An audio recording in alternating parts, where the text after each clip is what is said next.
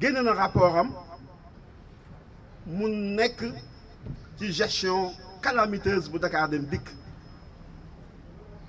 li nga xam nag moom la ñuy constaté mooy wane ne ndekete coono bu ñu sonn ñun waa Sotrac ginnaaw yàlla ak yonent ba ay nit ñooñu ko teg ndax koo xam ni société Dakar Dem Dikk am nga ci 13,33% dugal ci 200 millions la loi 2008-24 du 25 juillet 2008 def ñu nekk deuxième actionnaire après l'État 2001 ba léegi musu ñoo am dividende ndekete société bi li muy produire yëpp ay directeurs généraux ñooy def leen neex di caxatee alal ji fàtte ñi nga xam ni ñoom ñoo moom société bi muy les actionnaires dina ñëw ci manquement yi ndax dañoo bokk ci conseil d'administration bi ça fait 2 ans 3 ans amul benn représentant wu Sotrac boo xam ne siège nga ci biir conseil d'administration bi loolu nag ñoom ñoo ko bëggee noonu waaye même su fekkee ne woon xam nañ ne am na conseil d'administration au niveau de Dakar Dem Dikk amul benn yoon boo xam ne voté nañu le budget de Dakar Dem Dikk à date échue bépp budget boo xam ne voté nañ ko Dakar Dem Dikk rek c'est 36 jours après la date 26 jours 46 jours même après date bi nga xam ni moom la yoon wax ni ci la ñu war a voté budget wu Dakar Dem Dikk li ci gën a doy waar mooy li nga xam ni moom la yoon wax nga xam ni lépp loo xam ni conseil d'administration da koo tënk mu jëm ci Dakar Dem Dikk dafa am foo xam ni dañ ko faa war a teg muy registre spécial boo xam ni dañ koy coté paraphé ko par le juge de la juridiction bi nga xam ni moom mooy auditeur bi nga xam ni moom moo ko war a paraphé signé ko mais loolu yëpp musta am Dakar Dem Dikk daal marché Sandaga la woon directeur généraux yi nga xam ne nag ñoo fi nekk ñoo fi jaar ba ci kii nga xam ne moo fi jóge bërki dem muy Ousmane Sylla lu leen neex lañ doon def ci Dakar Dem Dikk loolu yëpp nag rapport Cour des comptes da koo génne mu nekk 80 pages lenn lu ci nekk ñu aw ci moo tax ñun les agents de la Sotrac dañuy ñaan justice def liggéeyam na justice def liggéeyam pour leeral li nga xam ne noonu la ñu yore woon Dakar Dem Dikk caxatee ji nga xam ne moom lañ doon caxatee alal Dakar Dem Dikk te ñu bokk ci ñu beddi ñu kenn informé wu ñu bokkuñu ci lenn loolu nag moo tax tey ñu woote pour appeler les autorités ñu jaarale Dakar Dem Dikk ci yoon waaye tamit lii nga xam ne rapport bi wax na ko ñu teg lépp ci yoon. benn exemple rek la ñuy joxe ndax ñun waa Sotrac ñëpp xam nañ ne état bi ameel nañu 13 milliards de francs CFA ñu ciy topp di daw boobu ba léegi mënuñu cee jot daaw ñu jox ñu 1 milliard 600 millions waaye soo xoolee Dakar Dem Dikk li nga xam ni Moussa Diop def na ko fa su fekkee noonu tegu na ci yoon rek te muy suñu alal ñu fay ñu ba wis ñu c'est sûr waaye lu musta am Sotrac bi muy Sotrac ba léegi nga ni da ngay jaay suuf pour suqali kër gi suuf soo xam yow moomuloo ko Dakar Dem Dikk sax moomu ko ndax patrimoine Sotrac la woon Moussa Diop ak ñi mu àndal jël lépp caxatee ko def lu leen neex te ba léegi ñuy topp ci 13 milliards mënuñu koo jot li nga xam ne nag moo ko illustré te rapport bi génne ko mooy 4 opérations de cession yoo xam ne noté nañ ko.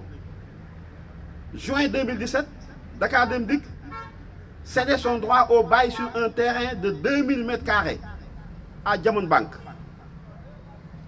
au prix de 1 milliard, soit 500 000 francs le mètre carré. 500 000. dañ ci dellu si. En janvier et avril 2018, un terrain de 2000 mètres carrés a été cédé à l'Alliance pour la République, APR, au prix d'1 milliard de francs CFA, soit 500 000 francs le mètre carré. En octobre 2018, un terrain de 3000 mètres carrés a été cédé à l'ambassade de Chine pour 1,8 milliard, soit 600 000 francs le mètre carré.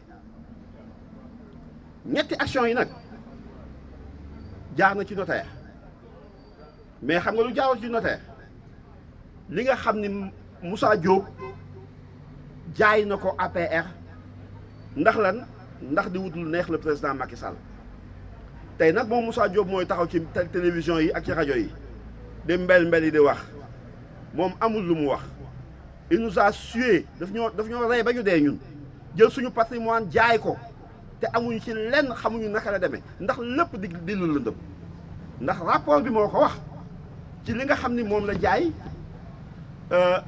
APR ak le président Macky Sall ñetti opération la ñu def yoo xam ne bu ci nekk chèque yaa ngi fi mais li ci gën a doy waar 222 millions yoo xam ni moom lañ ko mujjee jox te feeñul fenn ci rapport yi nga xam ne moom moo am xanaa mu ne jox nañ ko en espèce waaye dugal na ko ci ay écriture comptable am donc loolu doy na tey yoon waxu ko loolu yoon mayu ko loolu parce que lépp loo xam ne opération la boo xam ne dañ ko ci war a def dañ ko war a bancariser mu jaar ci banque am une traçabilité claire et nette soo fi day toog di wax li nga xam ni directeur yi def nañ ko muy Moussa Diop di Bun Xataab wax dëgg yàlla du ñu fi jóge ndax même les bus yi nga xam ne dañ ko war a assurer du ñu assurer bus yi ndax dañu ne ñoom ñooy auto assurer seeni bus loolu fan la am ban code moo ko wax ban loi moo ko wax ba nga xam ne da ngay jël sur un nombre de 300 et quelques bus assuré ci 100 bus la ca des nga jël ko def ko muy sa moomeelu bopp ngay xool ñi nga xam ne ñoom nga ciy dàmp ak ñi nga xam ne doo leen ci dàmp yoon waxu ko loolu lépp nag ay yoon la yoo xam ne dañuy njublang xaalis bi di wut ay yoon yoo xam ne dañuy lekk xaalis bi ci mujj mooy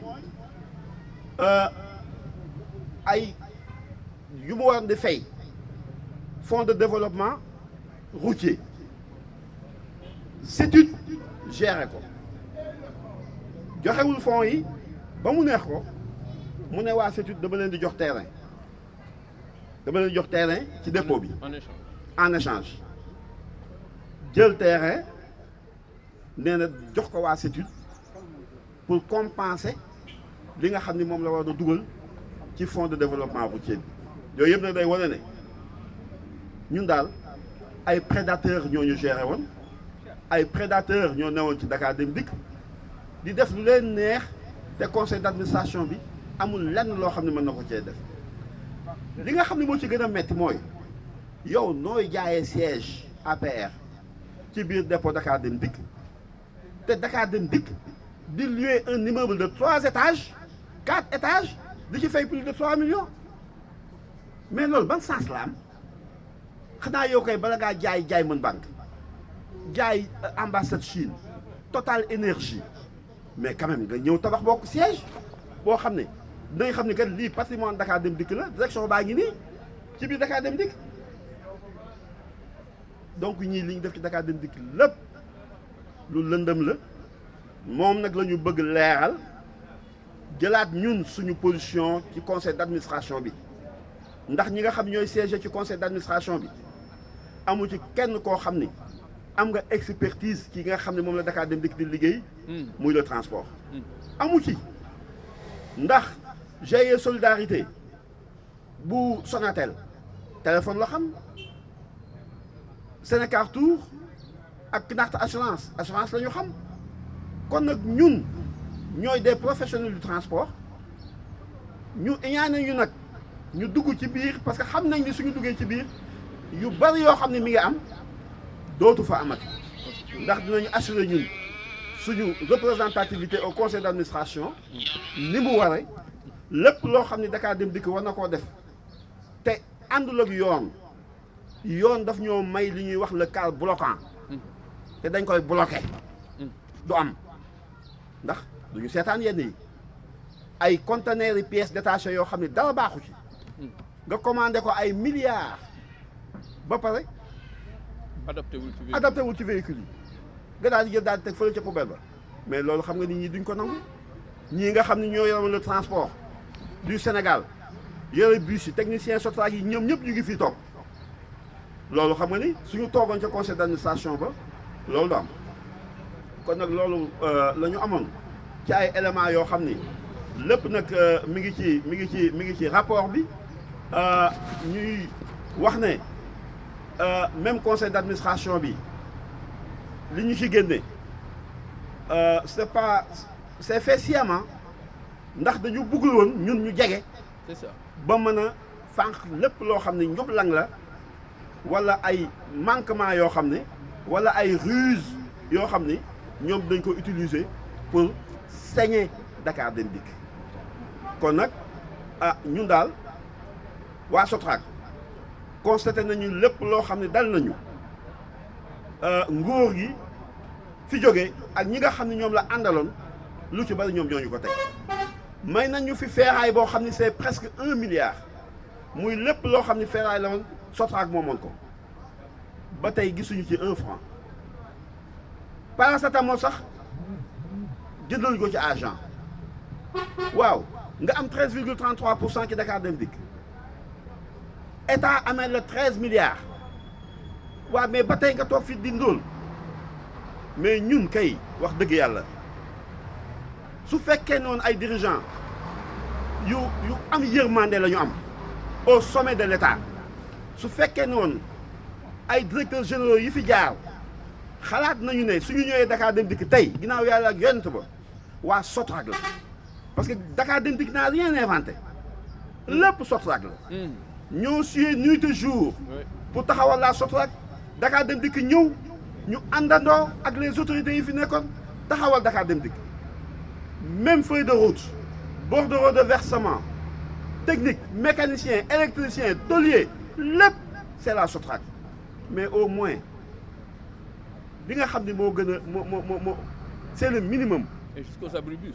jusqu'aux abribus mais le minimum mooy ay mag soo leen yoree da nga leen di jéem a texal au moins mais doo leen jeter en pâture ñu nekk ci ay jafe-jafe ñu feebar seen i njaboot feebar ñenn ñi faatu bàyyi fi seen i njaboot mun ñoo fexe ba faju ngeen jël suñu alal di ñu sucé nga xam ni ñii daal wax dëgg yàlla man xaw ma yan façon doomu aadama la ñu mais daal war nañoo xalaat seen i mbir am nañu yaakaar na ci gouvernement bu bees bi que mu redresser réew mi sàcc yi ñu jàpp leen ñu génne xaalis bi nga xam ne moo jëm ci baddoole yi ñu jox leen ko loolu la ñuy xaar parce que trop c'est trop 21 ans de galère yoo xam ne alal jaa ngi nii c'est des milliards yoo xam ne dañ ciy def lu leen neex kenn xamul fu mu aw loolu di tappale suñu la waxee nga ne waaw damaa demoon parce que damaa war a jënd ay pièces détachées damaa jaay suuf si mais en vertu de quoi Sotrac terrain de football amoon nañu ko ci biir dépôt bi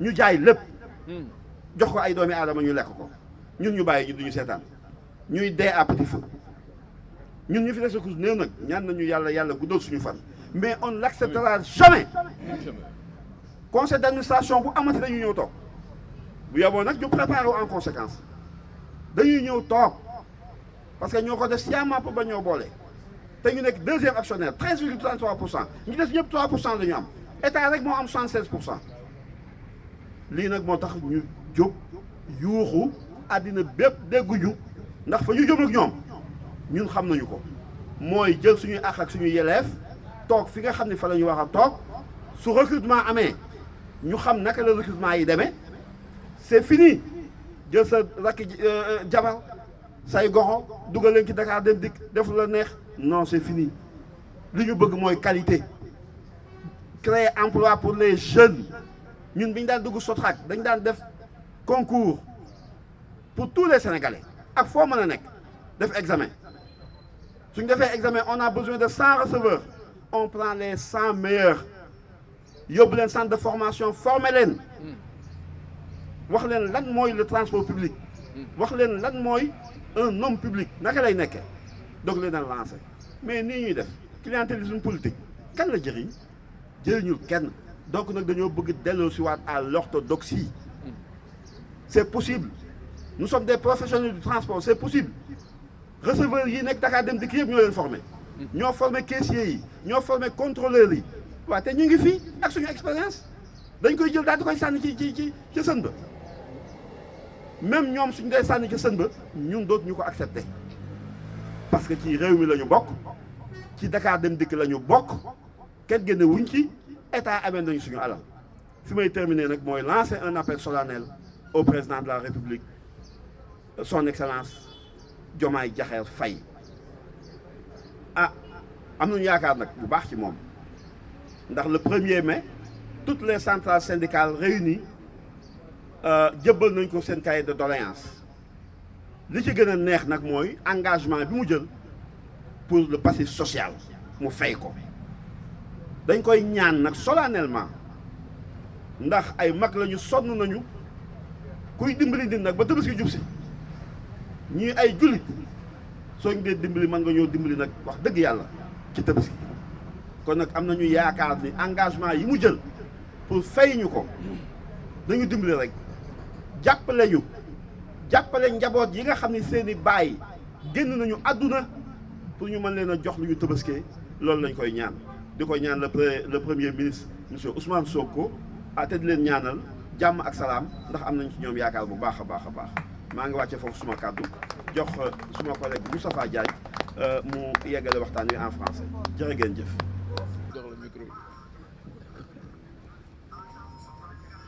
أعوذ بالله السميع العليم من الشيطان الرجيم بسم الله الرحمن الرحيم الحمد لله رب العالمين الحمد لله الذي هدانا لهذا وما كنا لنهتدي لولا أن هدانا الله من يهده الله فلا مضل له ومن يضلل فلا هادي له وأشهد أن لا إله إلا الله وحده لا شريك له وأشهد أن محمدا عبده ورسوله mbokk yi ginnaaw bi ñu waxee rabbi shrah li sadri wa yassir li amri wahlul uqdatan min lisani yafqahu qawli ñu ngi sant yàlla bu wér a wér a wér di julli ci yonent bi sallallahu alayhi wa sallam di nuyu kenn ku ci nekk ci mbooloo mi ci sa tur ak ci sa sant di la ziyaara di la balu ak di la bal ak tey ñaan yàlla mi am jéggal yàlla boole nu ko defal et je m'appelle El Hadj Mouhamadou Moustapha Diagne. Je suis le deuxième vice-président du GIE And Liggéey Jariñu de la Sotrac. Je suis par ailleurs le représentant au conseil d'administration de Dakar Dem Dikk. Je viens emboîter le pas à mon secrétaire général Amdi Moustapha Ngom, qui est le secrétaire général du GIE And Liggéey Jariñu et qui a fait la version Wolof. Mais comme il vient de le dire et de façon si éclatante, nous sommes des ex-agents de la Sotrac, actionnaires majoritaires tout juste derrière l'État de 13,33%. Tout le reste à part l'État, tout le reste n'a que 3%. Donc, nous sommes des actionnaires à 13,33%. Nous devons être représentés juridiquement au conseil d'administration. Moustapha Ngom a évoqué tantôt le quart bloquant. Vous savez ce que c'est? Ça veut simplement dire que notre opposition à une quelconque décision du conseil d'administration, notre opposition remet en cause cette décision. Aucune décision ne peut être prise sans que la SOTRAC ne la valide. C'est ça. Vous savez, le conseil d'administration fonctionne selon des règles. Des règles qui ne sont pas conçues par Dakar Dem Dikk du tout. Et ce sont des règles, c'est des statuts des conseils d'administration de toutes les structures existantes. Un conseil d'administration ne peut pas se tenir sans la convocation de l'intégralité de ses membres. Voilà 3 ans ou 4 ans que nous n'avons jamais été convoqués en tant que deuxième action majoritaire. Vous savez, cette absence, ce fait saillant, c'est-à-dire de faire abstraction au deuxième actionnaire avant l'État, ce fait saillant met en valeur l'impertinence du discours de M. Moussa Diop, le discours épinglé par le conseil la Cour des comptes, parce que je le vois brandir chaque fois un rapport, dire que oui, man dama blindé, parce que c'est le conseil d'administration qui m'a autorisé. M. Diop, ce conseil d'administration qui vous a autorisé s'est tenu sans les ex-agents de la SOTRAC et le représentant, ce qui invalide juridiquement toute décision qu'ils ont pu prendre. Donc, loin d'être blindés, vous êtes aussi exposés que c'est ce qu'ils mangent dans les poubelles. Vous êtes loin d'être blindés. Toutes les décisions que vous avez brandies pour dire que c'est le conseil d'administration qui vous a autorisé, aussi bien la vente des terrains, aussi bien l'achat des pièces détachées, aussi bien toutes les actions énumérées si brillamment, parce que nous avons le rapport de la Cour des comptes que nous lisons, que notre prédécesseur a lu. Toutes ces décisions que vous avez prises sont invalidées par notre absence. C'est pourquoi nous disons que si aujourd'hui la justice devait s'autosaisir par rapport à cela, il ne leur suffit que de brandir justement la feuille d'absence pour le conseil d'administration pour dire que toutes ces décisions sont invalides. Alors qu'on dormait comme ça. Et qui c'est qui l'a voulu? Qui c'est qui l'a voulu? Est-ce l'État qui a nommé le directeur général? Est-ce l'État qui a ses représentants au niveau des ministères, ses représentants techniques au niveau des ministères compétents, et qui regardent pourtant le directeur général, qui regardent le conseil d'administration se dérouler sans les actionnaires majoritaires que nous sommes? Qui c'est qui a voulu? Qui c'est qui a validé cette injustice? C'est l'État. Car si l'État insistait, si l'État tenait à ce que les ex-agents de la SOTRAC et les représentants soient convoqués et représentés au niveau du conseil d'administration, cela n'allait jamais pu se passer sans nous. Et alors, était-ce une fausse couverture? Ou en tout cas, présentement, quiconque pouvait penser être protégé par cette décision du conseil d'administration se voit exposé autant exposé par l'absence des ex-agents de la SOTRAC qu'on avait volontairement manqué de convoquer. Nous sommes actionnaires de Dakar Dem Dikk. Nous ne laissons pas Dakar Dem Dikk périr comme ça. Vous savez, le véhicule d'un directeur général de Dakar Dem Dikk coûte combien? 80 millions. Hein? 83 millions. 80 millions. Je veux pas me tromper sur les chiffres. Je ne veux pas me tromper sur les chiffres. Je ne veux pas dire un montant que le coût n'a pas atteint. Pour sûr, le véhicule du directeur général de la SOTRAC coûte plus de 80 millions. Achat de véhicules Toyota Land Cruiser V8 Platinum, 83 millions. Avec la lecture du rapport de la Cour des comptes, nous constatons que le véhicule de M. Moussa Diop a coûté 83 millions à la SOTRAC. Vous voyez ce que ça fait? Il s'est vanté d'acheter des véhicules à tous ses chefs de service à des montants exorbitants. Et voilà, tout cela, c'est simplement parce que nous étions absents. Nous qui sommes les propriétaires de Dakar Dem Dikk, nous qui sommes les propriétaires de Dakar Dem Dikk, nous qui sommes les actions majoritaires, on n'allait jamais laisser cette gabegie se passer comme ça, au détriment des agents qui ont sué, au détriment des agents qui ont tout mis leur vie en jeu par rapport à cette situation, pour que Dakar Dem Dikk survive. Oui, on a aidé, on a travaillé à la survie de Dakar Dem Dikk. La preuve, c'est sur les centres de la SOTRAC que cette nouvelle société a été construite. La conception technique, la formation, les ateliers, les documents, et je dirais bien jusqu'aux abribus, rien n'a été inventé. La formation des cadres, rien n'a été inventé. Tout cela a été conçu par des agents qui ont été formés par la SOTRAC. Vous croyez que nous avons hérité de la SOTRAC que l'argent? Non. Nous avons hérité de la SOTRAC un patrimoine intellectuel, un patrimoine technique, mais aussi un patrimoine foncier.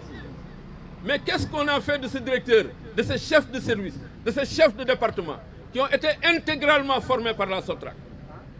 Qu'est-ce qu'on en fait? Sont-ils un personnel indépendant? Non. Non, nous avons hérité, nous héritons de leur formation, nous héritons de leur fonction. C'est nous qui les avons formés. Oui. Donc eux, quand ils mettent leur connaissance en jeu, ils le mettent au service de la SOTRAC, au nom de la SOTRAC, qui est actionnaire à 13,33%. Nous sommes des héritiers techniques, nous sommes des héritiers fonciers, nous sommes des héritiers du transport.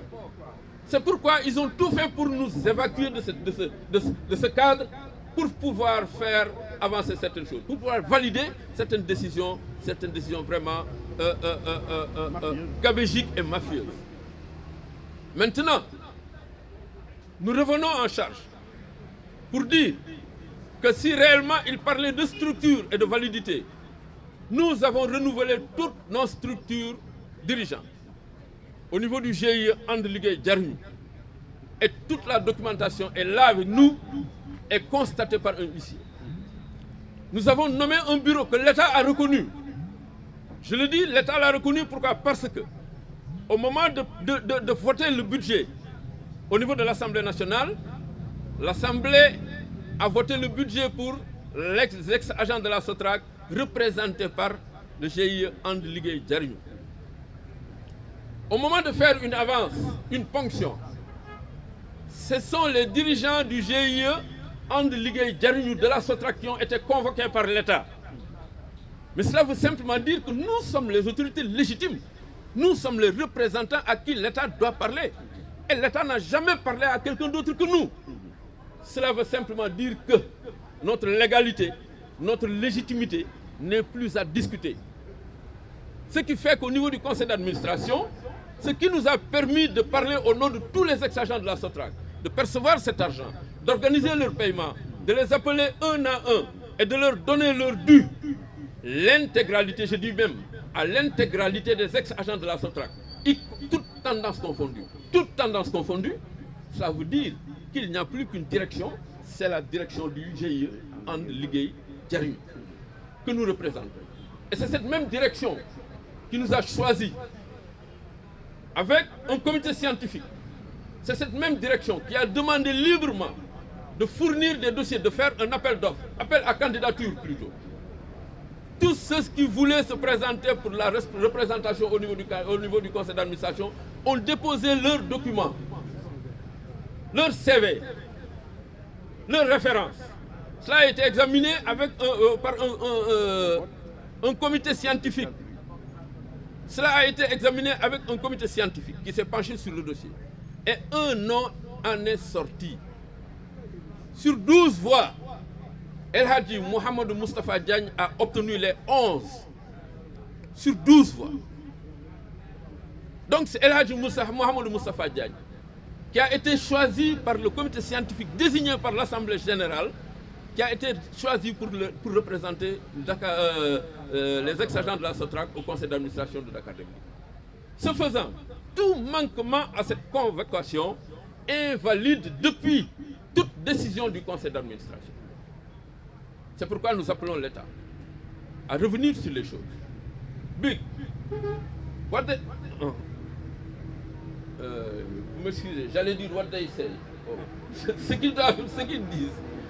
ñoom li ñu wax le président Diomaye wax ko mooy jubal jubbanti jub jubal jubbanti ci loolu lañ leen di woo woowuñu leen ci suñu yëfi bopp non mais dañ leen di woo ci ñoom li ñu woote mooy jub jubal jubbanti jub comment jub ci li nga am ce qu'ils ont ceux qui ont des droits qu'on leur donne ces droits jub jubal les structures qui ont connu cette gabegie, qui ont commis ces fautes si flagrantes et ouvertes, que ces structures soient corrigées. Jubal, c'est juste pour dire qu'on nous donne notre droit, qu'on nous remette au cœur de cette assemblée d'actionnaires, qui est le conseil d'administration, qu'on nous fasse occuper nos fonctions légales au niveau de ce conseil d'administration, qu'on nous donne notre dû et qu'on gagne au nom des ex-agents de la SOTRAC tout ce que le conseil d'administration leur doit. C'est ça le jubal. Maintenant, il faut mettre fin à tout ça. Oui, maintenant que nous avons un gouvernement qui nous appelle à la droiture, nous osons espérer, nous osons leur demander de répondre à notre appel. Parce que c'est eux qui nous ont appelés à la droiture. Nous avons été lésés pendant si longtemps. Et il n'y a pas une seule structure de l'État, un seul démembrement de l'État à qui on a et qui est concerné par la vie de la SOTRAC. Un seul démembrement de l'État concerné par notre vie n'a été oublié, omis, pour lui adresser autant de correspondances, pour montrer l'état dans lequel nous vivons une injustice incomparable depuis 1998 jusqu'à présent. Aucune structure n'a été omise. Du gouvernement au président de la République, au gouvernement central, à l'Assemblée nationale, les ministères concernés, les ministères des Finances, le ministère du Transport, les syndicats, aucune structure, le médiateur de la République, aucune structure n'a été oubliée. On leur a tous adressé des documents prouvant que nous sommes dans une injustice incomparable. Et notre appel a sonné au niveau de toutes les autorités, aussi bien religieuses, culturelles, etc., etc. On l'a toujours dit, mais jamais on n'a été entendu. Mais maintenant qu'il y a eu ce changement, nous osons espérer, que nous serons au moins entendus cette fois. Nous voulons siéger au niveau du conseil d'administration. Vous savez pourquoi? On a besoin des avantages que les autres actionnaires tirent de ce conseil d'administration et que nous savons tous. Que nous savons tous.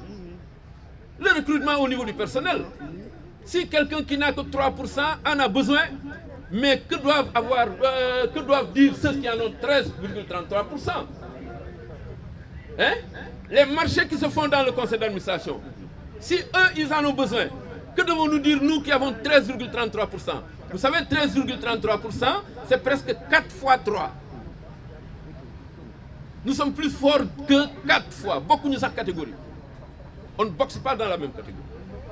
Et nous, l'unique bénéficiaire, c'est ce qu'ils gagnent. Pourquoi nous ne pouvons pas le gagner? 432 fournisseurs. Oui, 432 fournisseurs. Mais nous pouvons, mais écoutez, mais on a été trop lésés. Et c'est sur le plan assurance. Oui, c'est notre assurance, c'est vrai. Mais nous pouvons constituer une maison d'assurance, nous aussi. Tout le monde sait comment ça se fait. Et nous avons des professionnels de l'assurance dans la chose. Si ceux qui n'ont que 3% peuvent en bénéficier, qu'est-ce que nous devons en faire, nous, et pourquoi pas nous? Nous sommes les professionnels du transport, Moustapha l'a dit. Nous sommes les seuls professionnels du transport. Oui, si Sénécar tout peut en bénéficier, pourquoi pas nous? Nous savons ce qui se passe dans ce pays. Et pourquoi l'État ne peut lever un seul doigt pour dire attention et et arrêter ce mal? Ce saignement n'a que trop duré. Le saignement n'a que trop duré. La Sonatel, qui assure quoi? La téléphonie. Et pourquoi pas nous? Attention, la Sonatel, ce n'est pas Sentel. Hein? La Sonatel, ce n'est pas Expresso. C'est simplement une maison de communication de téléphonie. Et on ne dit pas qu'on a arrêté toutes ces licences.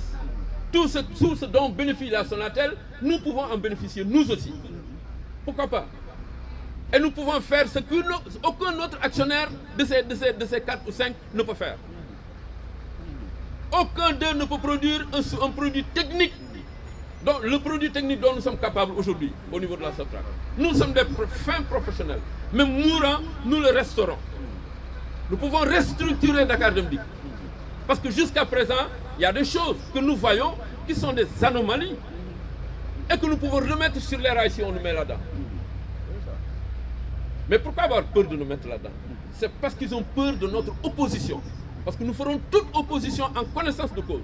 Et nous allons appeler tout le monde à suivre et à voir avec nous comment ces injustices aussi longtemps commises seront en train d'être redressées une à une.